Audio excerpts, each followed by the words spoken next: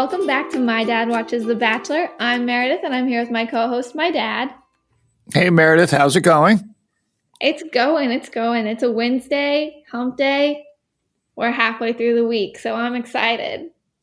You're halfway through the week, but Wednesday is always good because it's the day after The Bachelor, and we can share our observations. Yeah, well, I usually like my Bachelor shows to be a bit more lighthearted, funny, goofy, just like a nice break from reality. And last night was not that. Last night was pretty heavy and serious, which is fine, I guess. It just in these quarantine times, it's not really what I needed. Well, I guess one of the things that I put down, I just made note of, is that it just sort of struck me as that there seems to be more honesty and sincerity and less fakeness on this show than I'm accustomed to. It's like I'm saying, what's going on here? This is not the Bachelor franchise that I'm used to making fun of. What's going on? Yeah, we have a sincere group of guys, and Tayshia is a very good lead, and it's not what we're used to when we had 4 episodes of Claire Crawley, and last season of Pilot Pete. There's not a lot of sincerity there. So I was talking to my roommate last night when we were watching it, and I think that these boys are just like super emotional and vulnerable, and it's because of COVID and being in quarantine, and everyone's just kind of like losing their minds a little bit. You don't think that guys can be emotional and vulnerable during normal times? You think this is a pandemic issue? No, I think they can. I just think that this was a bit more than we've ever had before. And it was all in front of each other, most of it. And I don't think that's very typical. I think that now that we're in the quarantine, there's just no rules. There's no norms. There's no, this is regular. Everything's out the window. I'm sure that contributes to it, but these guys are living on a resort. They seem to, compared to the rest of the world, they seem to be having a pretty good life there, and that they're not having to wear masks. They're theoretically all safe and disease free. So I don't know. I think it might be a combination of a bunch of good guys. I'm sure a little bit of throw in a little bit of pandemic and a very good Bachelorette who just seems great. So they're all into it. Seems good. Okay, well, let's get started. Okay. I'm going to start with some highs. My first high, I think it's a high. It changed a little as the show went on, but JoJo Fletcher taking over for Chris Harrison as our host of the show. Chris Harrison had to leave to go take his son to college, which is a very normal dad thing to do. And we got to see JoJo come in, and she's a big fan favorite. She is still engaged to the winner of her show, Jordan Rodgers, Aaron Rodgers' little brother. And she wouldn't have been my guess for who they would pick to take over for Chris, but I think she did a decent job. However, I kind of felt like almost a little bit on edge without Chris Harrison being there. Well, here's the thing. I don't know JoJo from a hole in the wall, so I'm not as dedicated a fan as you. So when she came in, I didn't know who she was. I'm always a little bit suspicious when someone brings in the champagne for breakfast. I know that mimosas are okay, but that makes me a little bit suspicious there. And I hate to say it, but I was missing Chris Harrison, and maybe it's because I have my dad appreciation for taking a kid to college, or it might have been just the way he was hanging with Ed last week that I really enjoyed. I'm not sure, but I was missing Chris Harrison. I was kind of missing him too. Like, I was excited to see JoJo. I think it's exciting that they're trying new things out with the show, but when JoJo came in to tell the guys that there was going to be a little 2-on-1 date between Bennett and Noah before the before the rose ceremony, she just seemed a little uncomfortable and out of her element. There was a lot of talking with the hands, and Chris Harrison just seemed much like a much more calmer presence to me.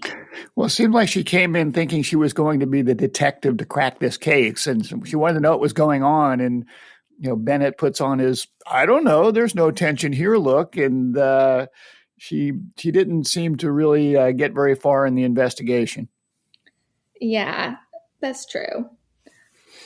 So, I like JoJo. I thought it was exciting to see her. It was just like a nice reprieve from what we normally see on the show, which was kind of a theme throughout the night. well, I have to admit that I had the lack of Chris Harrison being a low light, but I'll do my best to give JoJo a chance there. One of my highlights, Franco the photographer.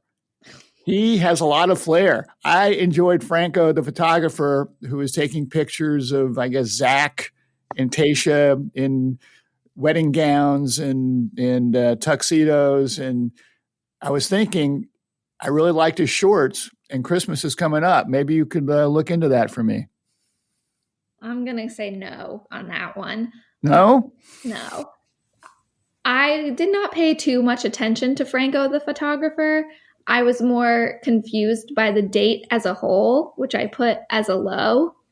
I mean, Tayshia's over here having a mental breakdown, being like, I've done this whole wedding pictures before, and I hope I can make some better memories this time. And I'm like, girl, maybe you should just wait and do it with the guy you actually end up marrying, not the guy, not when you still have 10 plus guys hanging around for you. Like, why are you having a mental breakdown? You probably okayed this date. Well, I must say that she looked rather stunning in the first wedding dress. So I thought that it was very bland. I think that most of her cocktail dresses are much better, because I have a comment. What the heck are all the outfits they're wearing? They looked ridiculous in half of them. And all of the still shots of the quote unquote photos that we got to see were so bad. It looked like someone took them on like an old Razor flip phone.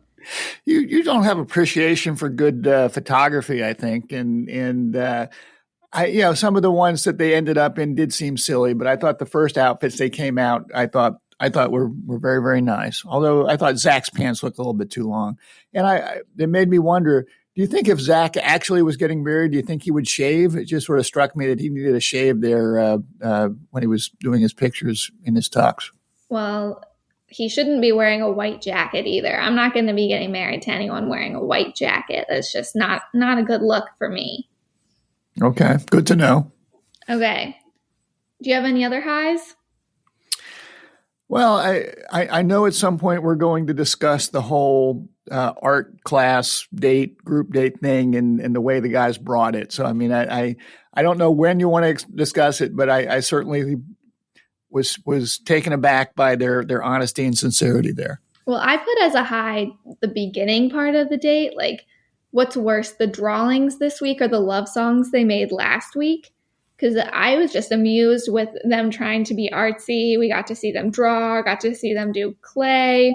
We got to see Bennett steal Noah's seat and then make out with Tayshia while everyone's blindfolded. And we got to even see Bennett do some needlepoint. Bennett was giving us a lot during that date. Yeah, but I thought the kissing the blindfolded girl, I felt that was sort of inappropriate. I thought it was funny because I don't know if Tayshia knew who she was kissing. Well, and I don't think that's good for Tayshia. She shouldn't just be kissing anyone who comes up to her who's blindfolded when she's blindfolded. I didn't like it. I was amused by it. And I struggled to find a lot of highs, so I gave that a high. Well, I was impressed by their sincerity and honesty when they presented. What did they call the last part where they were all showing more about themselves through art or whatever? I thought that they did a good job with that. Yeah. Should we just go ahead and get into that? Where do you have it? Well, I don't have the whole thing to talk about. I have specific points. Like, I would like to talk about Ben. Let's talk about Ben. So recently on TikTok, I have found Ben's gym. and they post a lot of videos of him working out. And I'm now like a really big Ben fan. And I put as a low Ben getting naked. And I think he's a total stud muffin. Don't get me wrong. But I need to take you through the process of how I felt last night watching this show. Because I was very confused. You know, all the guys are trying to express themselves, and we keep getting these confessionals where he's like, I have so many feelings and emotions, I just don't know how to express them. And so he ends up stripping. And I'm like, what the heck is this kid doing? Like, this is the exact opposite of showing your feelings and emotions, being like, here's my body, it's for you. Like, how does that equate to showing your emotions? Like, it just didn't seem that raw and vulnerable, especially when your body looks like it was shaped by a Greek god and we could grate cheese on your abs. Well, I'm glad that you see that as a low light. I almost got the sense of he was watching the other guys present, I would say legitimate artwork, but more thoughtful art and thoughtful ways to express themselves to Tayshia, and was sort of looking at his where he probably had drawn some stick figures or something. He was saying, I got a problem here. I'm going Hail Mary. I'm going to come up with something else. And that's what he came up with. Well, my tune kind of changed on it though after, like during the cocktail party after the date, when he opens up to Tayshia about how he had an eating disorder for multiple years, and it kind of clicked with me. I'm like, oh, that makes sense why like him showing his body now, it's his vulnerability, because that was such like a difficult thing for him growing up. You know, he said he realized that like girls didn't like chubby boys, so he was bulimic and had an eating disorder. And it kind of clicked to me, and I was like, okay, I respect him more now for getting naked, for him showing like, this is my vulnerability. But when you don't know that at first, it comes across kind of douchey. I guess to me, he would have been a more vulnerable naked guy if he was still had a little bit of chub to him. You know, I mean, to me, it's sort of showing off the goods a little bit there. Well, I mean, he's probably proud of overcoming his eating disorder. And I mean, he looks pretty good to me. So, I mean, I'm not going to stop him from showing it off. Well, and doing it in front of the other fellows, it was quite the interesting dynamic. Yeah, the whole time, you know, we saw that the commercial like coming up next, and we see like Ben getting naked, and the whole time all these guys are talking about their past and how things have been difficult for them growing up. And I'm like, how does Ben end up naked here? I just don't get it. And if we had understood that he had an eating disorder first, I think it would have made more sense to me. But it was a process of getting on board with Ben's nudity. Well, and I think that going into it, when they came into that group date and there were two naked models intertwined, I feared the worst, that was just going to be another beefcake show. So I guess the fact that we just had one of them naked is a win. Okay. Do you have anything else you want to say about the guys in that date? No, I don't think I do. Other than they seem very sincere and vulnerable. So kudos to them. Yeah, kudos to them. We kind of skipped around. Did you have any other highs that you want to talk about, since I've already gotten into my lows? No. The other major low that I've got is Tayshia's breakup plan with Eazy. I also have that. And I'll talk a little bit more about Eazy later, but if you're going to break up with the poor guy, break up with him. Don't go on a date with him and hang out and say, oh, we've got this energy together, and then ditch him. I didn't like the way that her plan went there. Well, I kind of get the feeling that the date itself went really well. You know, their like little haunted house trip that they went on together. I think Tayshia enjoyed it. I think Tayshia likes spending time with him. I think that, no pun intended, she finds it easy being around him, doesn't have to try that hard. But then they sit down at night and he's like, oh, I'm falling in love with you. And she's like, ah, crap, I don't feel that way. I think that if he had kept that to himself, he would still be here. I think he threw his cards down too fast. See, I just got the impression that that was her plan all along for the evening, was that Eazy was going home. See, I disagree. I only saw it coming once we panned over to the guys back at home being like, oh, I'm not worried about Eazy. Like, he and Tayshia have the most natural chemistry. And that's when I was like, oh, he's leaving. But I didn't see that happening during the haunted mansion date part. I just think that he came on a little too strong, and Tayshia knew that he wasn't top 4 for her. But I think that if he had kept his cards closer to his chest, he could have stuck around for a bit longer, because she did have fun with him. Like, I think that she would keep Eazy over Ed or Blake or Spencer anytime. But since he's like, oh, I'm already falling in love with you, she's like, you got to get out of here then, because I'm not going to feel the same for you ever.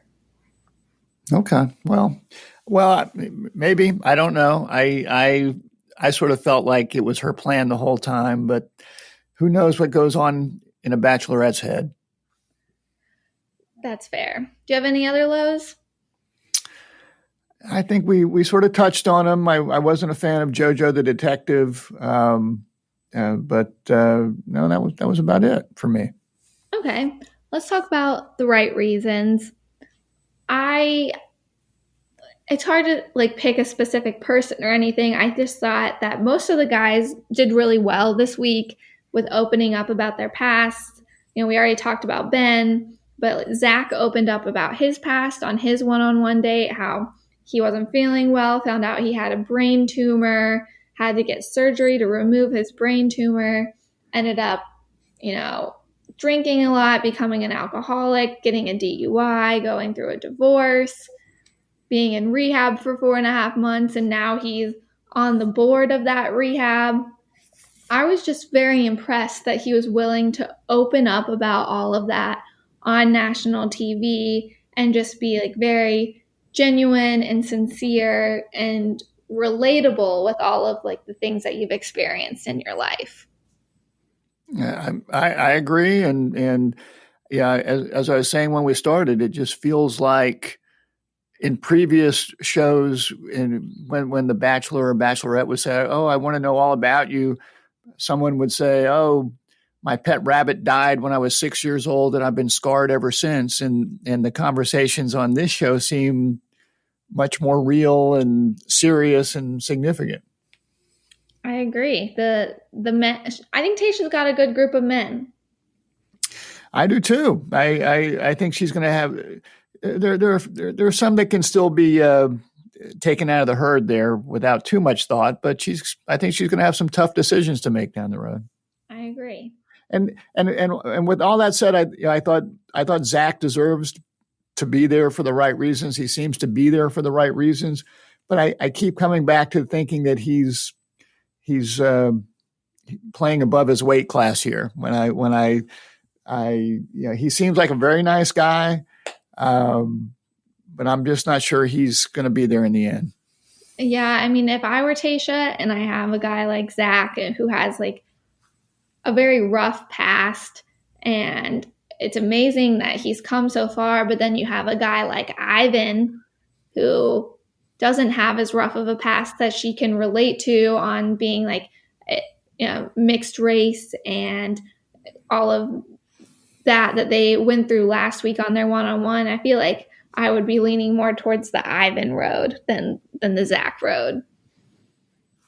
I agree, and Zac's not an unattractive guy, but I don't think he's the most attractive guy there, and he's sort of the Jersey guy, and I was actually born in New Jersey too, but he just doesn't seem to fit in to the typical candidate there, but maybe that's a good thing. Who knows? Tayshia seems pretty open-minded, and she seems to have a good head on her shoulders.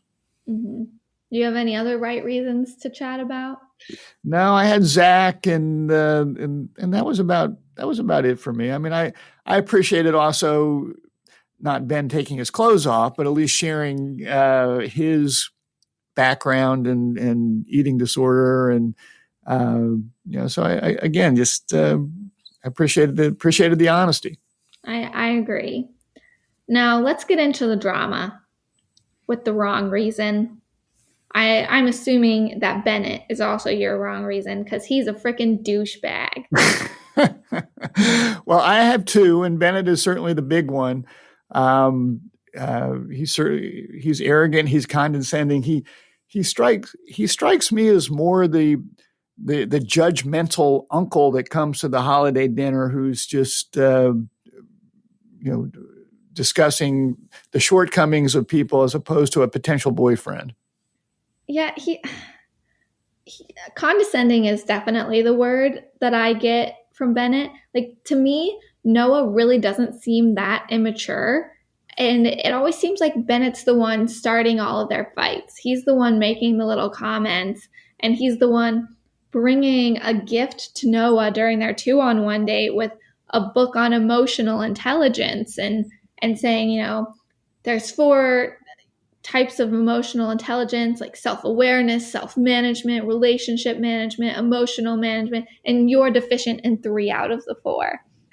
It is super condescending, but at the same time, when he was giving Noah this gift, I almost felt like in his weird Bennett way, he was trying to be sincere, and it just came off super condescending to like a normal person. But in the moment, I kind of felt like he was like, I'm genuinely like, I want to help you become a better man. And he went about it the wrong way. I think you're giving him too much credit. I think he was being a jerk, and maybe there was a little bit of sincerity there. We have our Bachelorette cliffhanger with Tayshia there at the end with Noah and Bennett and asking what's in the box. You never saw the movie Seven with Brad Pitt, did you? No idea what you're talking about. Okay. Well, for our listeners out there that did, it sort of struck me as Brad Pitt saying, "What's in the box? What's in the box?" But I won't destroy that movie for people that haven't seen it. But what the mom was asking me what I thought would happen and who would go home or would they both go home, and I'm putting my odds at 50% Bennett goes home, 30% they both go home, or 20% Noah goes home. Where are you at? Well, I don't like these percentage games you keep playing with me, but I think that Bennett's screwed. I think with Tayshia being like, what is that present? And Bennett's going to have to be like, oh, this is me being a dick to Noah. So I think that Bennett's gone. What do you think Noah will survive? Yeah, I think so. I think she has fun with Noah. I think he'll stick around, but I think I would be shocked if Bennett stays. Well, I don't think he's screwed. I think he screwed himself. I think if he goes home, he's getting what he deserves. Yeah, I agree. So second wrong reason. Well, so here's my other wrong reason. Hot take. Wrong reason. I put down Eazy in that I think he is just the nicest guy that's been on this show that I can remember. But he just feels a bit hollow. And I almost got the sense that he might miss hanging out with the guys at the house more than he's going to miss hanging with Tayshia. And maybe that's because he's not had a lot of time with Tayshia. I don't know. We've just seen him in the house, but he just seems like a real cool, fun guy to hang out with. I'd like to hang out with him. Let's go drink a beer. So, but I never really got the sense that there was a lot of substance there when it came to Tayshia. And as you were saying, maybe he was, he went to the knee jerk. I'm falling in love with you. And now, are you really? How well do you know this person? So anyway, although respect to Eazy, like him, would love to hang with him, I thought wrong reason for Eazy. Okay, I can see that. However, I feel like maybe he wasn't given the same opportunities as the rest of the men this week to open up about like their deep, dark past and vulnerabilities, because he's like on a date where Tayshia's just trying to scare the crap out of him the whole time. Okay, well, that's fine, and he hasn't had those opportunities.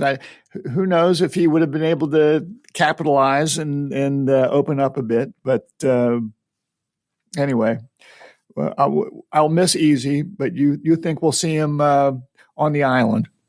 Yeah, I think we'll see many of these guys on the island. Okay, All right, it's time for the MVP of the episode. do tell. I'm giving it to Tayshia. I think that she is a great bachelorette. I think she's been really respectful of all of the men, and especially with all of them opening up to her. I thought she was really receptive of everything, and she was being told a lot of deep and serious stuff, and I think she handled it really well. And she can be serious with them, but she also likes to goof off and have a good time. And I just think that she's making this season so much more enjoyable for me. Can't argue with that one. You know, she's a triple threat. I don't know how many MVPs you've given her so far, but she's putting together quite the season. I agree.